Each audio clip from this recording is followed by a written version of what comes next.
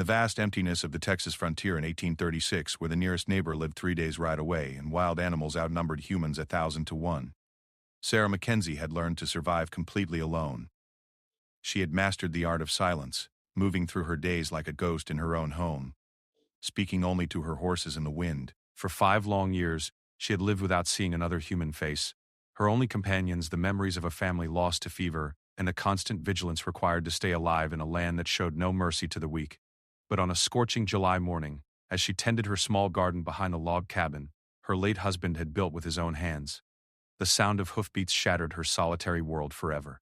7 Comanche warriors appeared on the ridge overlooking her homestead, their painted faces catching the early sunlight, their presence both magnificent and terrifying. Among them rode a young brave whose eyes would find hers across the distance and change the course of both their lives. This is the true story of how 2 people from completely different worlds discovered that love knows no boundaries of race, culture, or circumstance, and how their forbidden bond would challenge everything their societies believed about enemy and friend, civilization and savagery, and the very meaning of home. Sarah Mackenzie had not spoken to another human being in over 4 months when she first saw the smoke rising from the distant hills. She stood motionless at her kitchen window, a tin cup of lukewarm coffee growing cold in her weathered hands, watching the thin gray columns spiral into the cloudless Texas sky. After 5 years of complete isolation on the frontier, she had developed an almost supernatural ability to read the land around her homestead, and this smoke meant trouble. The morning had begun like any other in her carefully ordered existence. She rose before dawn, as was her habit, and stepped onto the wooden porch that wrapped around 3 sides of the log cabin her husband Thomas had built in the spring of 1831. The structure stood solid and square against the endless grassland, its thick walls chinked with mud and moss, its roof covered with hand-split shingles that had weathered to a silvery gray. Thomas had chosen this spot with care, positioning the cabin on a small rise that gave Sarah clear views in all directions while keeping her hidden from casual observation. In the early morning light, Sarah moved through her routines with the practiced efficiency of someone whose survival depended on completing every task correctly. She checked the heavy wooden bar that secured her door, examined the shutters that could be quickly closed and latched from inside, and inspected the rifle that never left her side. The weapon, a .50 caliber Pennsylvania long rifle that Thomas had taught her to use, had become as natural in her hands as a cooking spoon. She could load and fire it in under 30 seconds, and her accuracy at 200 yards had improved with years of practice hunting deer and wild turkey. The isolation had not come suddenly. When Thomas and their 2 children had fallen to the fever epidemic that swept through the scattered settlements in the winter of 1831, Sarah had expected neighbors or relatives to come for her, to insist she return to civilization. But the fever had taken so many, and the survivors were struggling with their own losses. The nearest settlement lay 40 miles to the east, and communication across such distances was nearly impossible. Months passed, then seasons, and gradually Sarah realized that the outside world had forgotten about the Mackenzie homestead. At first the silence had nearly driven her mad. She found herself talking aloud constantly, carrying on conversations with her deceased family, reading passages from her Bible out loud just to hear a human voice, even if it was her own. She sang while she worked, recited poetry she remembered from her school days in Virginia, and told stories to her milk cow and the 3 horses Thomas had left behind. The sound of her own voice became both comfort and torment, a reminder of her humanity and her complete isolation. The practical challenges of living alone had forced her to develop skills she never imagined she would need. She learned to repair the cabin when winter storms damaged the roof, using techniques she had watched Thomas employ but never attempted herself. She became adept at preserving meat, smoking venison and wild turkey in a small smokehouse Thomas had built behind the main cabin. Her garden expanded each year as she experimented with different crops, learning through trial and error which vegetables would thrive in the harsh Texas soil and unpredictable weather. Perhaps most importantly, she had learned to defend herself and her property. The frontier was home to more than wild animals and hostile weather. Outlaws and drifters occasionally passed through the area, and Sarah had survived 3 encounters with dangerous men in her 5 years alone. The first had been a pair of cattle rustlers who had spotted smoke from her chimney and come looking for easy prey. They had not expected to find a determined woman with a loaded rifle and excellent aim. Sarah had wounded one of them seriously enough to convince both men to seek easier targets elsewhere. The second encounter had been with a deserter from the Texas Army who had been living rough for months and was desperate for food and shelter. Sarah had sensed his desperation and potential for violence, and had managed to provide him with supplies while keeping him at gunpoint until he agreed to move on. The third incident had involved a small band of Mexican soldiers who had crossed into Texas territory, possibly as scouts or raiders. Sarah had hidden in the root cellar beneath her cabin for 2 days while they camped near her property, emerging only after they had moved on. These experiences had taught her valuable lessons about reading people and situations, skills that would prove crucial in the days to come. She had learned to trust her instincts about danger, to prepare for trouble before it arrived, and to project strength even when she felt afraid. Her years of solitude had also given her a deep appreciation for the rhythms of the natural world around her homestead. She knew the migration patterns of the birds that passed through each spring and fall, the feeding habits of the deer that grazed in her meadow each evening, and the subtle changes in wind and weather that preceded storms. She could identify animal tracks in the mud after a rain, distinguish between the calls of different birds and animals, and read the behavior of her horses and cattle to detect the presence of predators or strangers long before she could see them herself. The smoke she now watched rising from the distant hills was different from anything she had seen before. It was not the scattered columns that might indicate a grass fire or the concentrated plume of a single campfire. Instead, it appeared to be multiple fires burning simultaneously across a wide area, suggesting the presence of a large group of people. Sarah had learned enough about the various tribes in the region to know that such a pattern might indicate a Comanche war party or hunting expedition. The Comanche were the most feared warriors on the Texas frontier, masters of horseback warfare who could appear without warning and disappear just as quickly. They had been moving through the area more frequently in recent months, and Sarah had found signs of their passage in the form of unshod horse tracks and the remains of their temporary camps.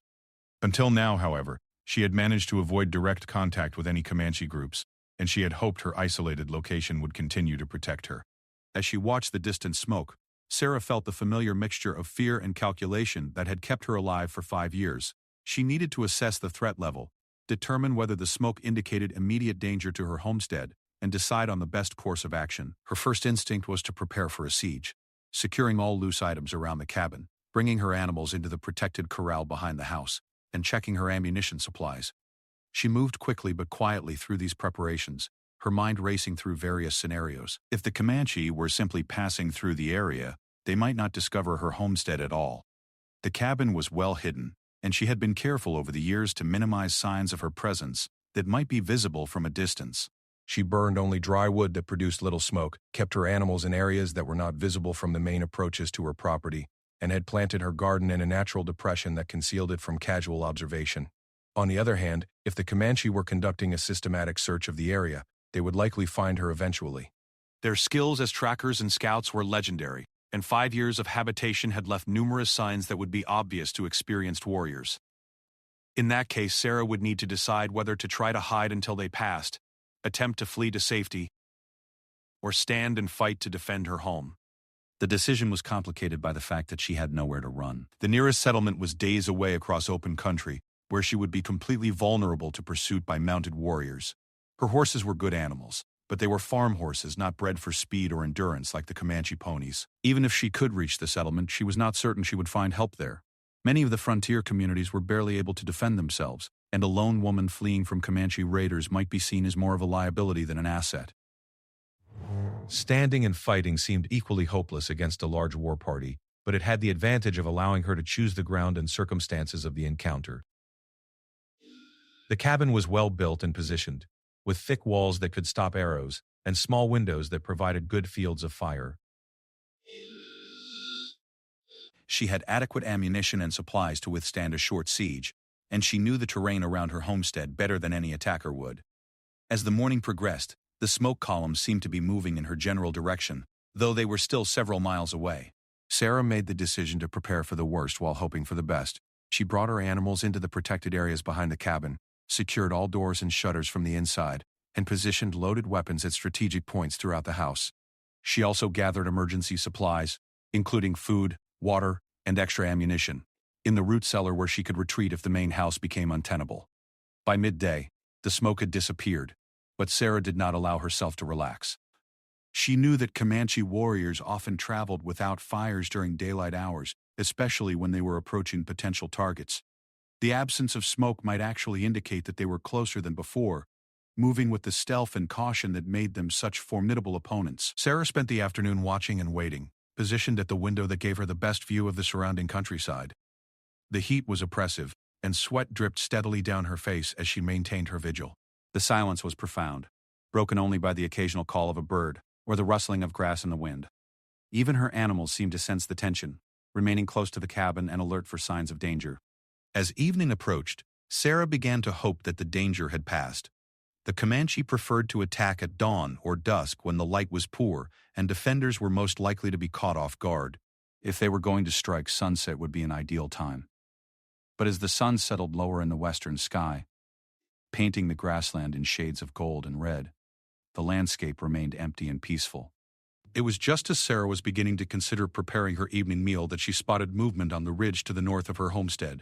At first she thought it might be deer or wild horses, but as the figures moved against the skyline, she realized with a mixture of terror and fascination that she was looking at mounted warriors. 7 riders sat motionless on their horses, silhouetted against the darkening sky, clearly observing her homestead from a distance of perhaps half a mile. Sarah's heart pounded as she watched the distant figures, her mind racing through everything she had heard about Comanche tactics and behavior. The fact that they were showing themselves openly suggested either supreme confidence or some purpose other than immediate attack.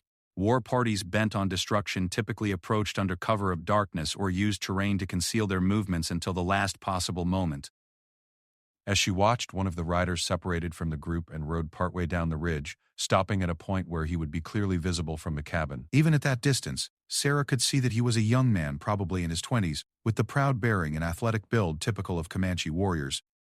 He sat his horse with casual grace, seemingly unbothered by the fact that he was well within rifle range of her position. For several long minutes the warrior remained motionless, clearly studying her homestead, and perhaps waiting to see how she would respond to his presence. Sarah found herself studying him in return, noting the easy way he controlled his horse with subtle shifts of weight and leg pressure, the way he held his lance with practiced familiarity, and most surprisingly, the way he seemed to be looking directly at her window, as if he could see her watching him. The moment stretched between them across the distance. A strange mixture of confrontation and recognition that Sarah did not fully understand. She had expected fear and certainly felt it, but there was something else in the encounter that she could not name. Perhaps it was the simple relief of seeing another human being after months of isolation, even under these dangerous circumstances. Perhaps it was admiration for the warrior's courage in exposing himself to possible rifle fire. Or perhaps it was something deeper and more troubling that she was not ready to examine. Finally, the young warrior raised his lance in what might have been either a salute or a challenge, wheeled his horse around, and rejoined his companions on the ridge. Within moments, all 7 riders had disappeared beyond the crest of the hill, leaving Sarah alone once again with her thoughts and her rapidly beating heart. The encounter had lasted less than 10 minutes, but she sensed that something fundamental had changed in her carefully ordered world. As darkness settled over the homestead, Sarah maintained her watch through the night, but the warriors did not return. The next morning brought no sign of their presence except for the memory of that strange moment of connection across the distance. Sarah found herself returning to the window repeatedly throughout the day, scanning the ridge where they had appeared, but the landscape remained empty. It would be 3 more days before she saw them again, 3 days during which she found it increasingly difficult to concentrate on her usual routines. Something about that brief encounter had awakened feelings and possibilities she had thought buried forever with her family. The warrior's direct gaze and confident bearing had reminded her that there was a world beyond her isolated homestead, a world of human connection and emotion that she had almost forgotten existed. When the 7 riders returned, they came closer. The morning of their return dawned clear and cool, with a gentle breeze that carried the scent of prairie grass and wildflowers across Sarah's homestead. She had risen early, as always, but found herself drawn repeatedly to the northern window, where she had first spotted the warriors 3 days before. Something in the quality of the morning light, or perhaps a subtle change in the behavior of her animals, told her that this day would be different from the quiet days that had preceded it. Sarah had spent those 3 intervening days in a state of heightened awareness, alternately hoping for and dreading another encounter with the mysterious riders. She had found herself thinking about the young warrior who had separated from his group to observe her homestead, wondering about his thoughts and motivations. The memory of his direct gaze and confident bearing had disturbed her sleep and distracted her from her usual tasks. She had caught herself standing at windows for long periods, scanning the horizon for movement that never came. During those quiet days, Sarah had also taken the opportunity to learn what she could about Comanche culture and customs. She possessed several books that Thomas had collected over the years, including accounts by traders and soldiers who had encountered various Indian tribes. Reading by candlelight in the evenings, she had discovered that the Comanche were not simply the bloodthirsty savages portrayed in most frontier stories. They were a complex people with their own codes of honor, sophisticated military tactics, and rich cultural traditions. One passage had particularly captured her attention. A trader named Joshua Gregg had written about the Comanche concept of personal courage and individual honor, explaining how young warriors often performed acts of daring to prove their worth to their bands. The description of a warrior approaching close to enemy positions, not to attack but to demonstrate his fearlessness, seemed to match what she had witnessed 3 days before. Another account, written by a military officer, had described the Comanche practice of scouting and gathering information before major raids or movements. War parties would often observe potential targets for days or weeks, learning the habits and defenses of their intended victims before striking. This knowledge had done nothing to ease Sarah's anxiety, but it had helped her understand that the appearance of the 7 warriors might be part of a larger pattern of activity in the region. As she prepared her breakfast that morning, Sarah found herself moving with unusual care and attention to her appearance. She was not entirely sure why, but some instinct told her that presentation might matter in whatever encounter lay ahead. She braided her long brown hair more carefully than usual, put on her best surviving dress, a simple but well-made garment of blue cotton that Thomas had bought for her in San Antonio years before. She even took a moment to wash her face and hands with precious soap, a luxury she usually reserved for Sundays. The horses were the first to alert her to approaching riders. Sarah had learned to read their behavior over the years, and she could tell from their body language that they sensed the presence of strangers long before she could see anything herself. The 3 animals clustered near the fence closest to the cabin, their ears pricked forward and their heads turned toward the north ridge. Their posture was alert but not panicked, suggesting that whatever they sensed was not immediately threatening.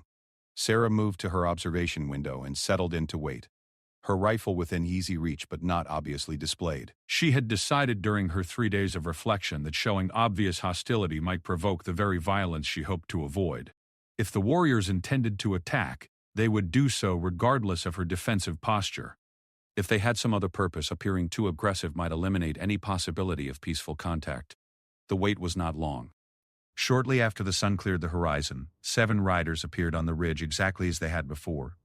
This time, however, they did not pause to observe from a distance. Instead, they rode directly down the slope toward her homestead, moving at a steady walk that suggested confidence rather than urgency. Sarah's heart began to pound as she watched them approach, but she forced herself to remain calm and assess the situation. The warriors were magnificent horsemen, controlling their mounts with subtle movements that spoke of years of training and experience. Their horses were smaller than Sarah's farm animals, but clearly bred for speed and endurance, with the lean, muscular build and alert bearing of animals accustomed to danger and hardship. Each warrior carried a lance and a bow, with a quiver of arrows secured to his back. Several also displayed firearms, though Sarah could not determine their quality or condition from her position. As they drew closer, Sarah could see more details of their appearance and equipment. Their faces were painted with designs in red, black, and white, though she could not read the significance of the patterns. Their hair was long and black, with feathers and other ornaments that caught the morning light. They wore leather garments decorated with beadwork and fringe, and their weapons and horse gear showed the kind of careful craftsmanship that spoke of both pride and practical necessity. The young warrior who had observed her homestead 3 days before rode slightly ahead of the others, confirming Sarah's impression that he held some position of leadership or respect within the group. As they approached to within 100 yards of her cabin, he raised his hand in a gesture that brought the entire party to a halt. For a long moment, the 7 riders sat motionless, studying her homestead with the careful attention of experienced scouts. Sarah realized that they were probably assessing her defenses, looking for signs of other occupants, and generally gathering the kind of tactical information that would be crucial if they decided to attack. The thought was terrifying, but she forced herself to remain still and avoid any action that might provoke violence. She was outnumbered 7-1, and even if she managed to wound or kill 1 or 2 of them with her rifle, the others would almost certainly overwhelm her position. After what seemed like an eternity but was probably only a few minutes, the young warrior made another gesture and dismounted from his horse. Sarah's breath caught in her throat as she watched him walk slowly toward her cabin, his lance held loosely in one hand, but not in a threatening position. His movements were relaxed and confident, suggesting either complete fearlessness or an intention to parley rather than fight. The warrior stopped approximately 50 feet from Sarah's front door, close enough for conversation but far enough away to avoid appearing immediately threatening. He called out something in the Comanche language, a series of sounds that Sarah could not understand, but that seemed questioning rather than hostile in tone. When she did not respond, he tried again, this time using a few words of Spanish mixed with what she assumed was Comanche. Sarah faced a crucial decision. She could remain hidden and hope the warriors would eventually lose interest and depart, but this seemed unlikely given their obvious awareness of her presence. She could try to frighten them away with a show of force, but this risked provoking the very violence she wanted to avoid.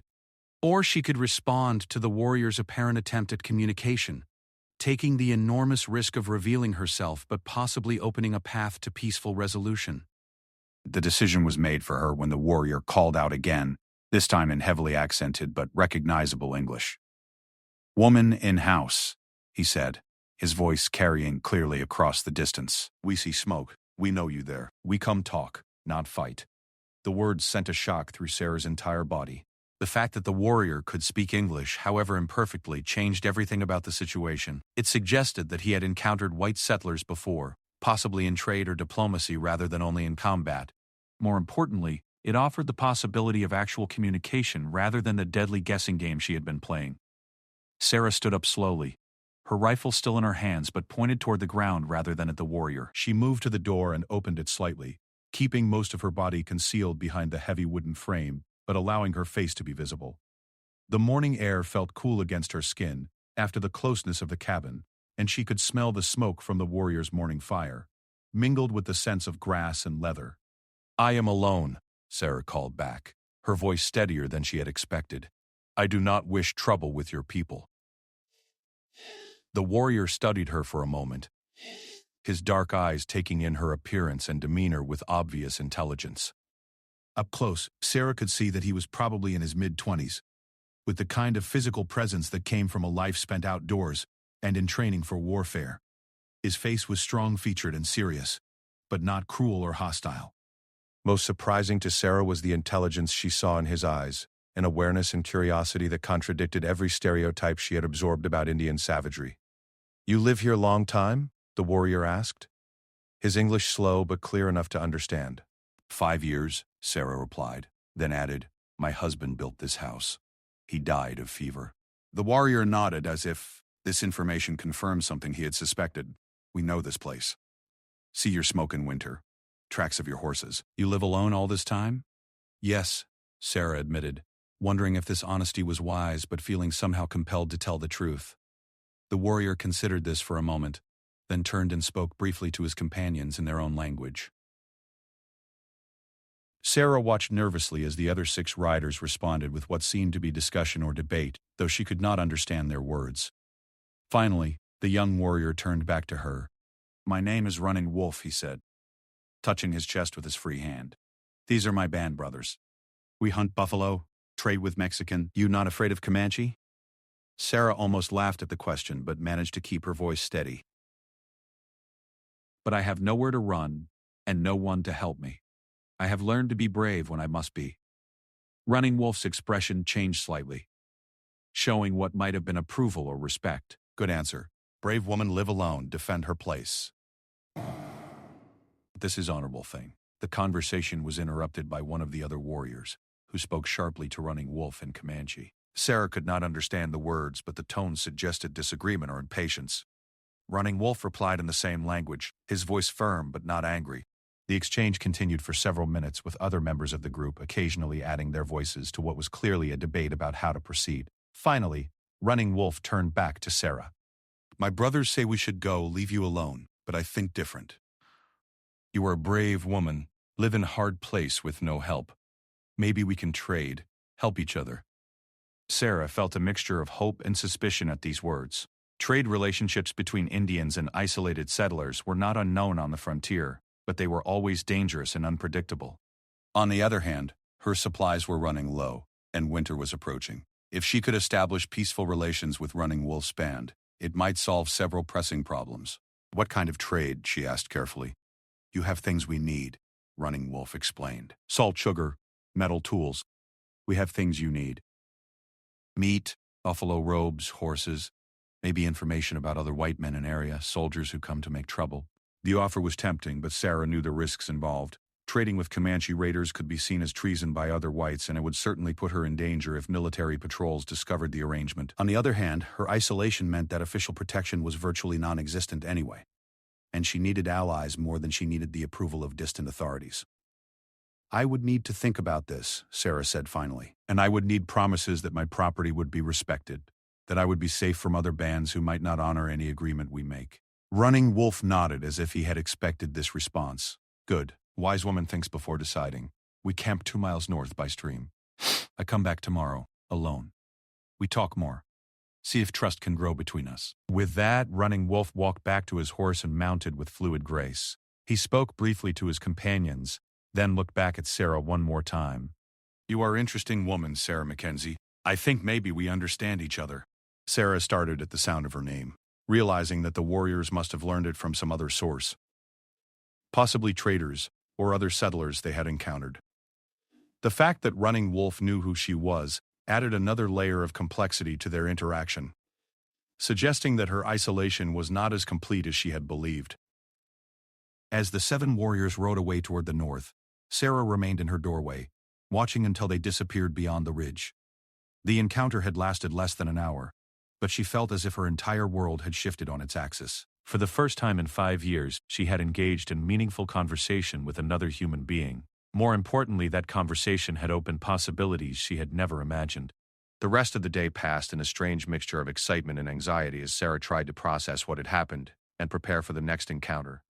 She found herself thinking constantly about Running Wolf's intelligent eyes, his careful use of English, and the respectful way he had spoken to her. These thoughts troubled her, not because she feared him, but because they awakened feelings she had thought safely buried with her old life. That evening, as she sat by her small fire and tried to concentrate on mending a torn dress, Sarah realized that her carefully constructed solitary existence was about to become much more complicated. Whether that complication would prove beneficial or dangerous remained to be seen. But there was no turning back from the path that had begun with 7 riders on a distant ridge, and a young warrior's respectful greeting. The next morning could not come soon enough. Running Wolf returned the next morning exactly as he had promised, riding alone through the prairie grass that sparkled with dew in the early sunlight. Sarah had spent much of the night awake, alternately rehearsing what she might say and questioning the wisdom of pursuing any kind of relationship with a Comanche warrior. By dawn, however, her practical nature had won out over her fears. She needed allies.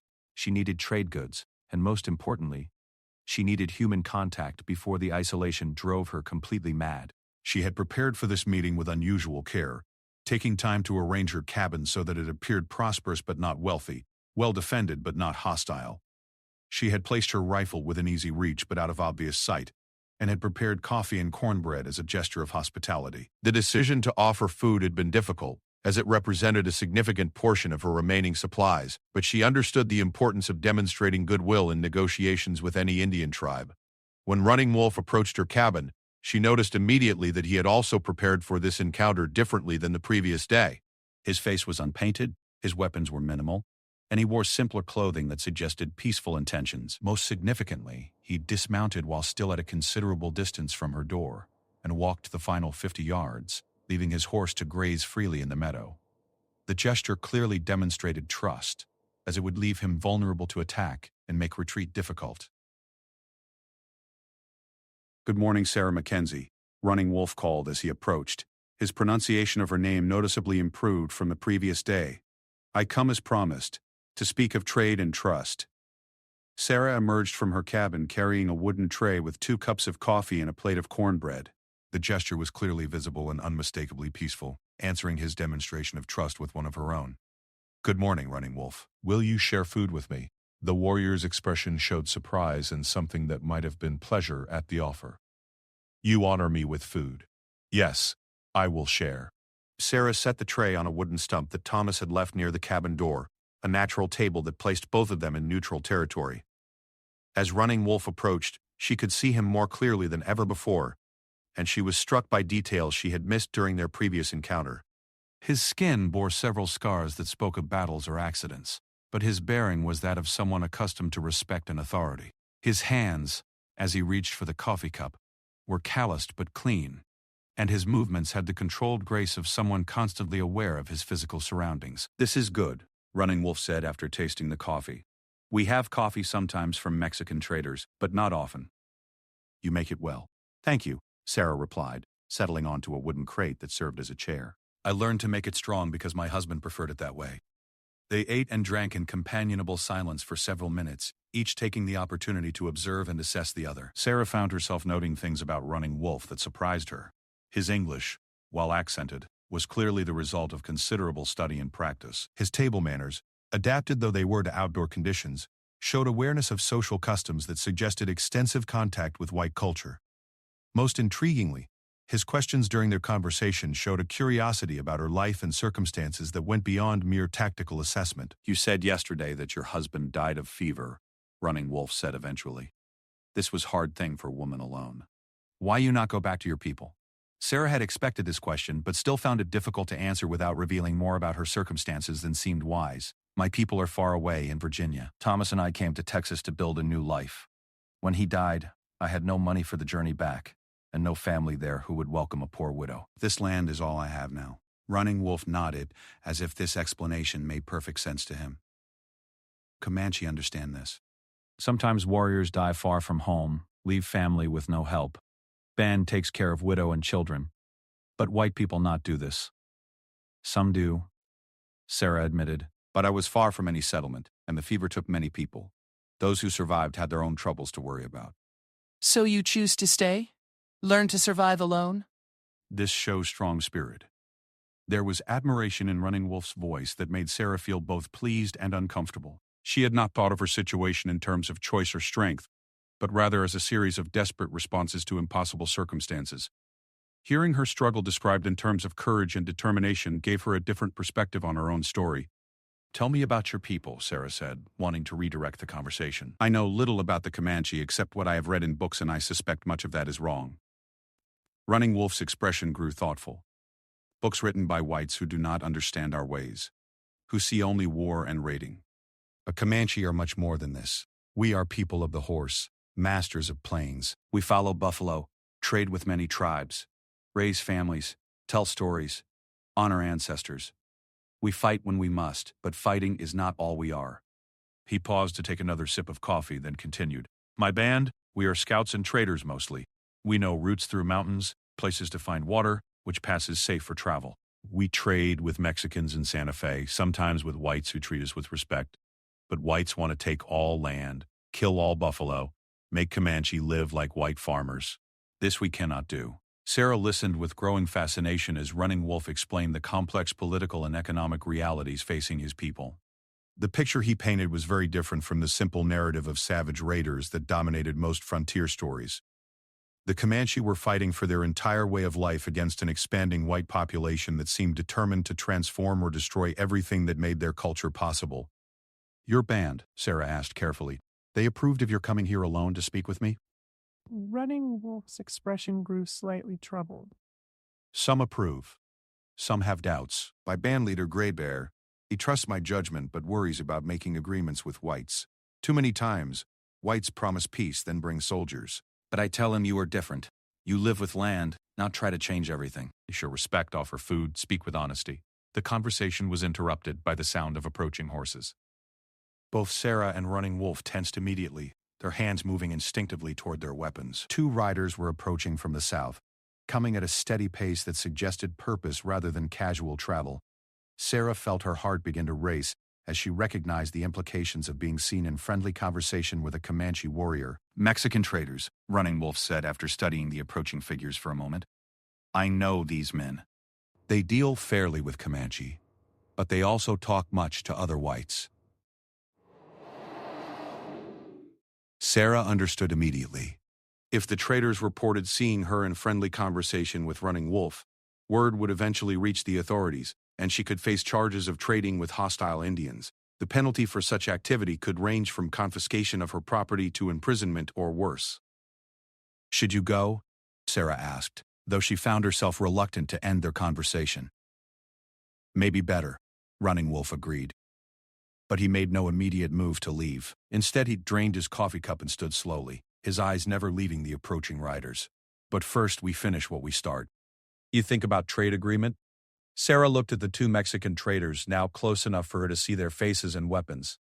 Then back at Running Wolf. The decision she made in the next few moments would determine not just her survival strategy, but the entire direction of her life from this point forward. "Yes," she said quietly. I think we can help each other. Running Wolf smiled for the first time since she had known him, an expression that transformed his serious features and reminded Sarah that he was still a young man despite his obvious authority and experience. Good. I come back in 3 days when Mexican trader's gone. We talk about details, make formal agreement. As the traders drew closer, Running Wolf walked quickly toward his horse, his movements casual but purposeful. By the time the two Mexicans reached Sarah's cabin, the Comanche warrior was mounted and riding north as if he had simply been passing through the area. Sarah waved to the approaching traders with what she hoped was natural friendliness, her mind already working on a plausible explanation for Running Wolf's presence. Buenos dias, señora, called the lead trader as they approached. He was a middle-aged man with the weathered features of someone who spent his life outdoors, dressed in the practical clothing of a frontier merchant. His companion was younger, probably in his 20s, with the alert bearing of an armed guard. "Good morning," Sarah replied in English, then switched to the Spanish she had learned from Thomas. "What brings you to my homestead?" "We travel from Santa Fe to San Antonio," the older trader explained. "We see smoke from your fire. Think maybe you have coffee to trade for news of the trail ahead." Sarah invited the traders to share her morning fire and the remainder of her cornbread, grateful for the chance to hear news from the outside world but nervous about their questions regarding Running Wolf. As it turned out, her worries were unnecessary. The traders were more interested in discussing trail conditions and potential customers than in speculating about random Indian encounters. Over the course of an hour, Sarah learned that Mexican authority in the region was weakening rapidly, that more American settlers were moving into East Texas despite official prohibitions, and that Indian raids were increasing as various tribes competed for hunting grounds and trade routes. Most importantly for her immediate situation, she learned that the traders dealt regularly with several Comanche bands and considered them reliable business partners as long as proper protocols were followed. "The Comanche, they are fierce warriors but also practical people," the older trader explained. "They honor agreements made in good faith, but they do not forgive betrayal or disrespect. If you treat them as equals, show proper courtesy, they can be valuable allies. But if you try to cheat them or break promises, they will not forget." This information confirmed Sarah's growing sense that an alliance with Running Wolf's band might be both safer and more beneficial than she had initially believed. If experienced traders could maintain peaceful relationships with the Comanche, then perhaps she could do the same. After the traders departed, continuing their journey toward San Antonio, Sarah spent the rest of the day thinking about the commitment she had made to Running Wolf. The practical advantages were clear enough. She needed trade goods, protection from other hostile groups, and information about military movements in the area. Running Wolf's band could provide all of these things in exchange for manufactured items, agricultural products, and possibly her services as an intermediary with other white settlers. But Sarah was honest enough with herself to recognize that her motivations went beyond mere practicality. She was desperately lonely after 5 years of isolation, and Running Wolf represented not just an ally but a connection to the wider world of human relationships and emotions.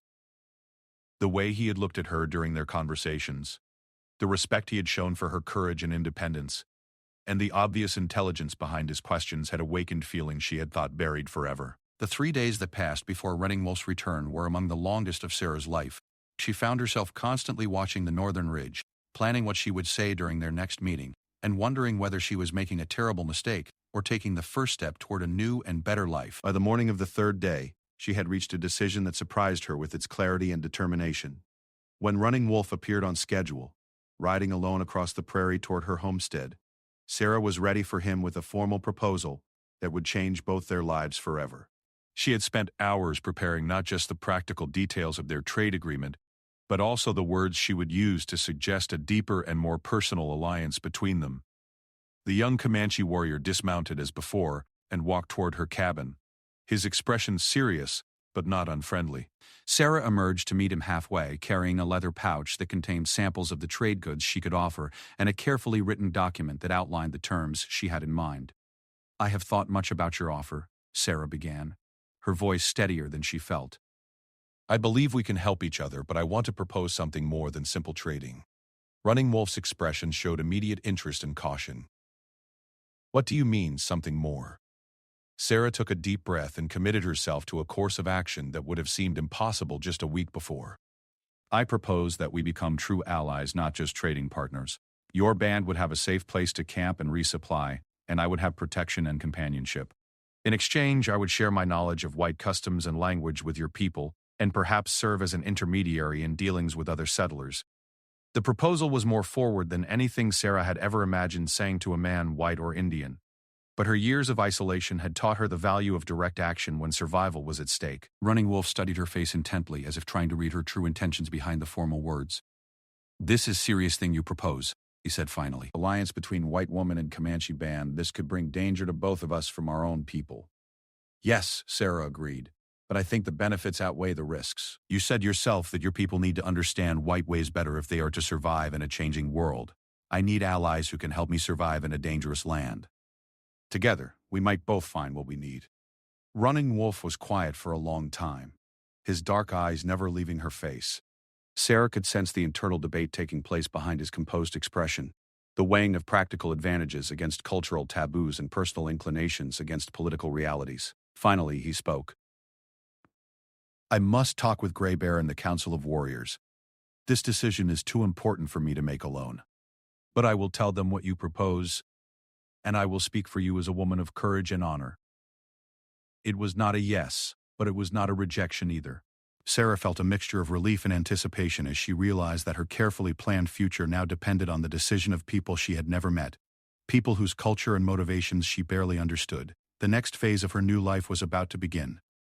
Grey Bear arrived at Sarah's homestead 3 days later, accompanied by Running Wolf and 2 other warriors whose presence clearly indicated the importance of this meeting. Sarah watched from her window as the 4 riders approached, her heart pounding with the knowledge that the next few hours would determine not just her immediate future, but quite possibly her survival in this harsh land. The Comanche war chief was an impressive figure, older than Running Wolf by perhaps 15 years, with the bearing of a man accustomed to making life and death decisions for his people. His horse was magnificent, a gray stallion with black markings, that moved with the fluid grace of an animal bred for speed and endurance. Grey Bear himself sat his mount with the casual authority of someone who had spent his entire life on horseback, his weathered features showing both intelligence and the kind of caution born of hard experience. Sarah had prepared for this meeting with even greater care than her previous encounters with Running Wolf. She had arranged her cabin to demonstrate both prosperity and hospitality, with her best remaining supplies laid out as an offering of food and drink. More importantly, she had prepared herself mentally and emotionally for what she knew would be the most important negotiation of her life. When the 4 warriors dismounted and Running Wolf approached her door, Sarah emerged immediately, dressed in her finest remaining dress and carrying herself with all the dignity she could muster. The first impression she made on Grey Bear would be crucial, and she was determined to present herself as a woman worthy of respect and alliance. "Grey Bear, honored leader," Running Wolf said formally. "This is Sarah Mackenzie, the white woman I have spoken of." Grey Bear studied Sarah with dark eyes that seemed to take in every detail of her appearance and bearing. His gaze was penetrating but not hostile, the assessment of a leader evaluating a potential ally or threat. When he spoke, his English was heavily accented but clear, suggesting even more extensive contact with white culture than Running Wolf had demonstrated. "I am Grey Bear of the Penatica Comanche," he said with quiet dignity. "Running Wolf tells me you wish to make alliance with our band." "This is an unusual thing for white woman to request." Sarah inclined her head respectfully, drawing upon half-remembered lessons in deportment from her Virginia girlhood. "I am honored by your visit, Grey Bear. I do indeed wish to propose an alliance, one that I believe would benefit both your people and myself." At Grey Bear's gesture, the 4 warriors settled themselves in a rough circle near Sarah's cabin, accepting her offer of coffee and cornbread with the same careful courtesy she had experienced with Running Wolf. Sarah took her place in the circle, noting with interest that she was being treated as an equal participant in the discussion rather than as a supplicant seeking favor. "Running Wolf has told me of your circumstances," Grey Bear began once the formal courtesies had been observed. "You live alone many years, defend your property from bad men, survive where many would die. This shows strong spirit, but alliance between white woman and Comanche band. This brings dangers you may not understand." Sarah had anticipated this concern and had prepared her response carefully. "I understand the dangers, Grey Bear. If other whites knew of our alliance, I could face imprisonment or death as a traitor. If your enemies among other Indian tribes learned of it, you could be accused of weakness or betrayal of your own people. But I believe the benefits outweigh these risks." Grey Bear's expression showed interest in her acknowledgement of the political complexities involved. "Tell me what benefits you see." Sarah took a deep breath and launched into the presentation she had rehearsed for days. "Your people need secure places to rest and resupply during long journeys. My homestead could serve as such a place, with water, grass for horses, and a woman skilled in treating wounds and illness. You also need someone who understands white customs and language to help in dealings with settlers and traders. I could serve in this role. She paused to gauge Greybear's reaction, then continued. In return, I would gain protection from outlaws and hostile groups who might threaten a woman alone. I would also gain access to trade goods that are difficult for me to obtain in isolation. And most importantly, I would gain allies who could warn me of military movements or other dangers in the region. One of the other warriors, a man about Greybear's age with distinctive scars on his face, spoke briefly in Comanche. Greybear responded in the same language, and a discussion ensued that Sarah could not follow, but which seemed to involve considerable debate. Running Wolf occasionally contributed to the conversation, and Sarah noted that his comments seemed to support her proposal. Finally, Greybear turned back to Sarah. Dupitai's stone buffalo raises good question, he said, indicating the scarred warrior. He asks what happens if soldiers come to your homestead and find sign of Comanche presence. You could tell them where to find our camp, bring soldiers to attack us while we sleep. Sarah had expected this question as well, and she appreciated the direct way it had been asked rather than being left as an unspoken concern. That is a fair question, and I will answer it honestly. If soldiers came here and threatened me with torture or death unless I revealed your location, I cannot promise I would have the courage to remain silent, but I can promise that I would do everything possible to warn you of approaching danger, even at risk to myself. The honesty of her answer seemed to impress Greybear more than any protestation of absolute loyalty might have done. Good answer. Woman who speaks truth about her own fears is more trustworthy than one who claims perfect courage. The negotiation continued for more than 2 hours, with Greybear and his advisors raising practical questions about the proposed alliance and Sarah providing detailed answers about her capabilities and limitations. She explained her knowledge of herbal medicine, her skills as a seamstress and cook, and her familiarity with various trade goods and their relative values.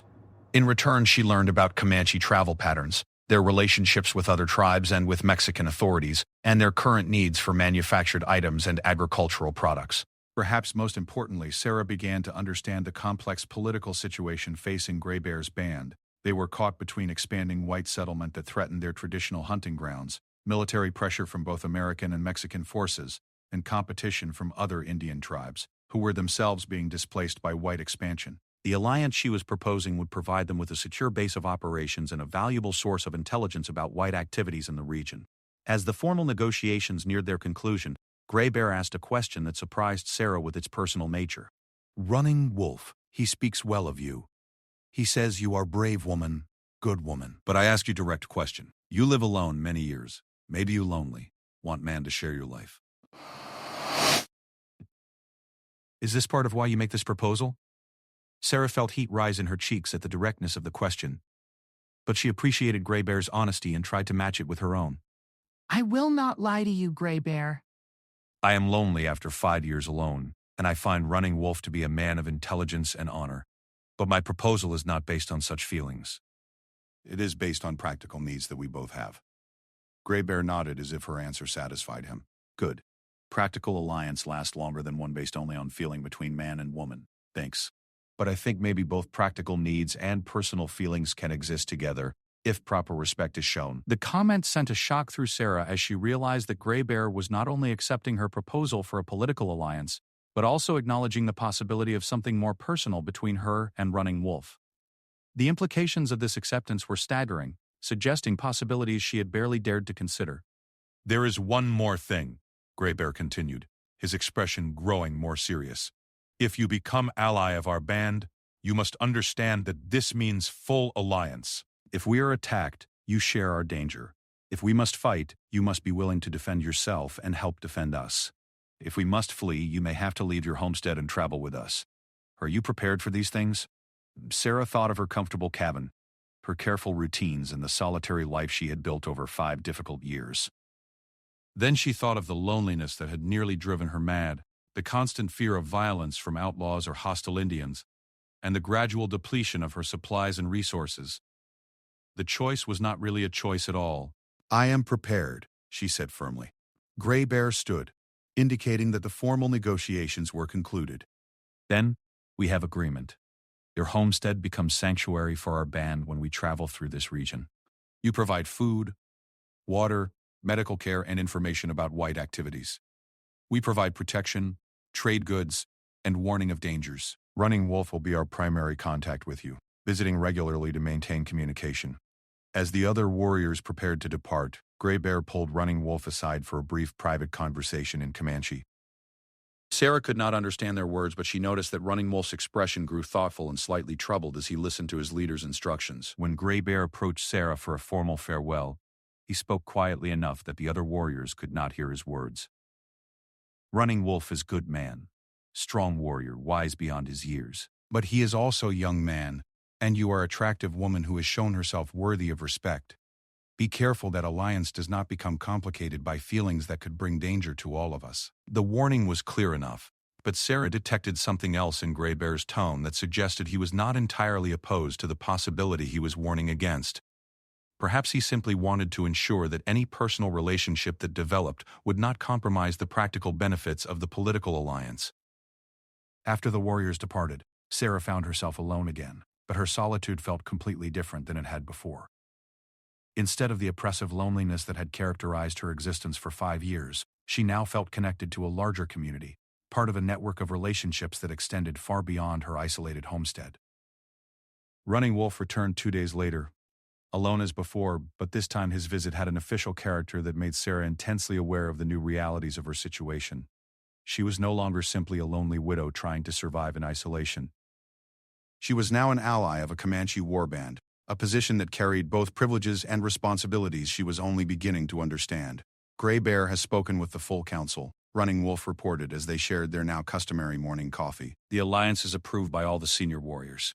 You are now considered friend to the Penateka band, with all the protection and obligations that this brings.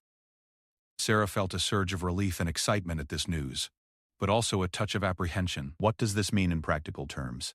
It means that any member of our band can come to you for help if needed, and you can call upon us for protection or assistance.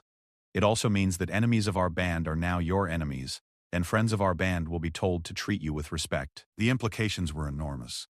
Sarah was now part of a complex network of tribal alliances and conflicts that stretched across hundreds of miles of frontier territory. Her simple homestead had become a political entity with international significance, as relationships between Indian tribes often affected broader questions of war and peace between the American and Mexican governments. There is something else, Running Wolf continued, his expression growing more serious. Gray Bear has given me permission to court you, if such a thing would be welcome.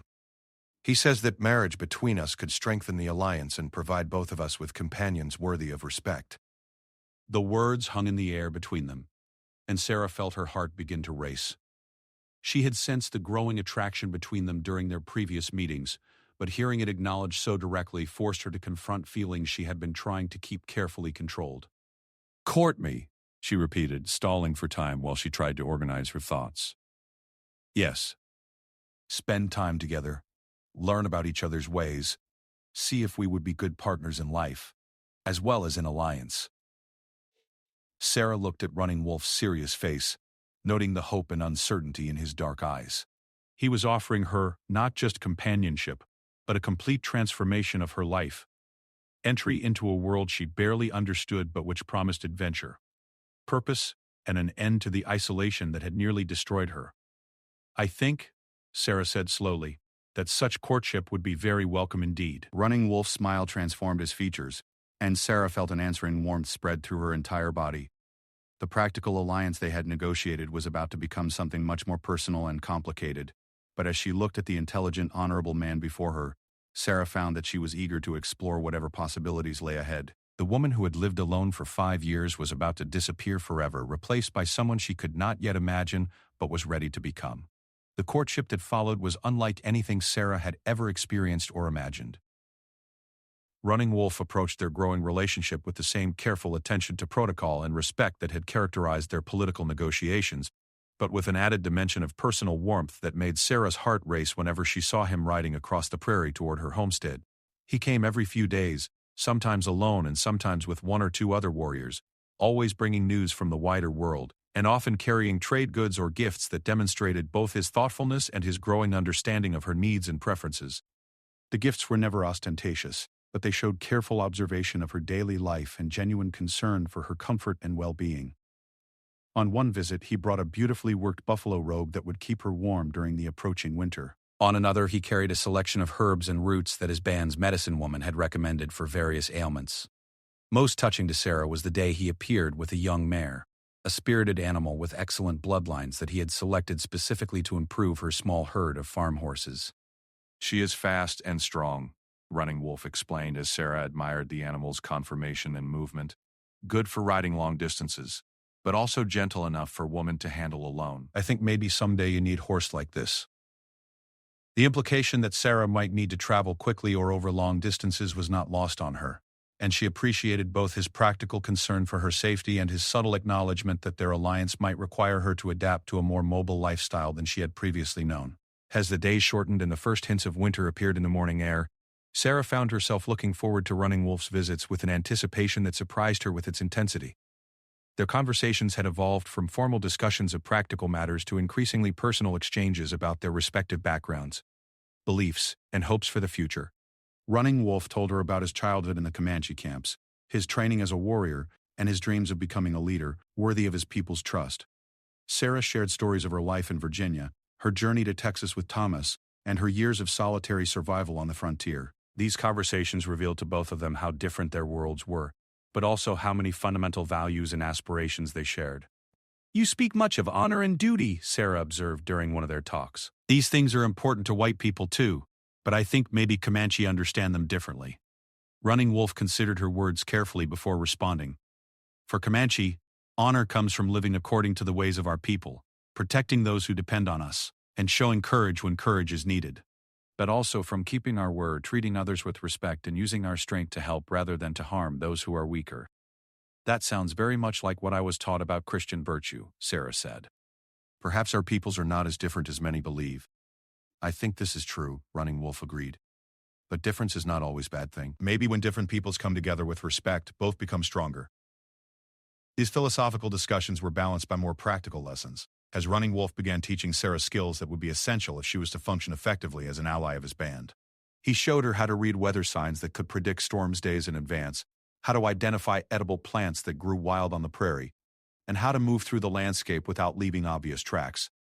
Most importantly, he taught her to ride in the Comanche fashion, with the kind of skilled horsemanship that made his people legendary throughout the frontier. Sarah had always been a competent rider by the standards of farm life, but Running Wolf's instruction opened up entirely new possibilities for speed, agility, and communication with her mount. "Horse and rider must think as one," he explained as he guided her through increasingly complex maneuvers. "Horse carries you, but you must also carry horse with your balance, your direction, your spirit. When this happens, you can go anywhere, do anything." Sarah found herself improving rapidly under his patient instruction, not just in technical skills but in the confidence and awareness that separated merely adequate horseback riding from true mastery. The physical demands of the training were considerable, but she welcomed the challenge after years of routine farm work. As winter approached, their relationship deepened in ways that both excited and frightened Sarah. The attraction between them was undeniable, but it existed within a complex framework of cultural differences and practical considerations that made any simple resolution impossible. Sarah was intensely aware that she was falling in love with a man whose entire way of life was foreign to everything she had been taught to expect and value. The moment of transformation came on a cold November morning when Running Wolf arrived at Sarah's homestead in a state of urgent excitement. Instead of his usual calm demeanor, he dismounted quickly and approached her door with obvious news of great importance. "Sarah," he called as she emerged from the cabin, "you must prepare to travel immediately. Gray Bear has received word that soldiers are coming to this region. Many soldiers with orders to attack any Comanche camps they find. We must move the band to winter camps in the mountains, and it is not safe for you to remain here alone." Sarah felt her heart skip a beat as she realized that the theoretical dangers they had discussed were now immediate and real. "How long do I have? 1 day, maybe 2. Gray Bear sends word that you are welcome to winter with the band, but you must decide quickly. Once we leave this region, we cannot return until spring, and there will be no way to protect you if you stay." The choice Running Wolf was presenting was nothing less than complete abandonment of her settled life for a mobile existence among people whose customs and language she barely understood. It meant leaving behind the cabin Thomas had built, the graves of her family, and all the familiar routines that had sustained her through 5 years of hardship. But as Sarah looked at Running Wolf's serious face and thought about the loneliness and danger that would accompany another winter of isolation, She realized that the choice was already made. Her heart had been moving toward this decision for weeks, and the approaching military threat simply made it urgent rather than optional. "I will come," Sarah said simply. "Tell me what I need to do."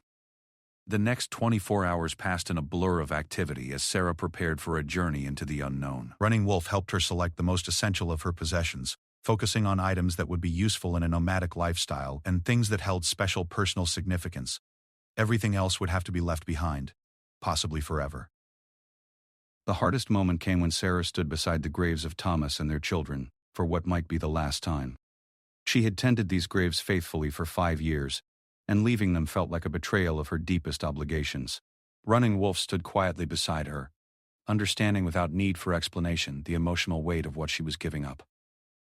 "They will not be forgotten," he said softly. "Honor for the dead does not require staying in one place. You carry their memory with you wherever you go." His words provided the comfort Sarah needed to turn away from the graves and begin the journey toward her new life. When Gray Bear and the rest of the band arrived the next morning, she was ready to go, her most precious possessions packed into saddlebags and her heart steeled for whatever challenges lay ahead. The Comanche winter camp was located in a protected valley high in the mountains, far from any traveled routes and carefully concealed from observation by military patrols. The journey took 3 days of hard riding through increasingly difficult terrain. But Sarah found herself adapting to the demands of travel with surprising ease. Her months of instruction from Running Wolf had prepared her well for the physical challenges, and her years of frontier life had given her the mental resilience to cope with uncertainty and discomfort. The camp itself was a revelation to Sarah, a complex community of perhaps 200 people organized according to principles she was only beginning to understand. The efficiency with which the band established their winter quarters, the sophisticated systems they used for organizing everything from food distribution to guard duties, and the obvious respect and affection that bound the community together, challenged every stereotype she had absorbed about Indian savagery and chaos. Sarah was assigned a lodge near the center of the camp, a position that marked both her status as an honored guest and the band's intention to keep her under protective observation. Running Wolf's own lodge was nearby, close enough for him to serve as her guide and interpreter, but far enough away to avoid scandal while their courtship continued according to proper protocols. The winter that followed was the most challenging and transformative period of Sarah's life.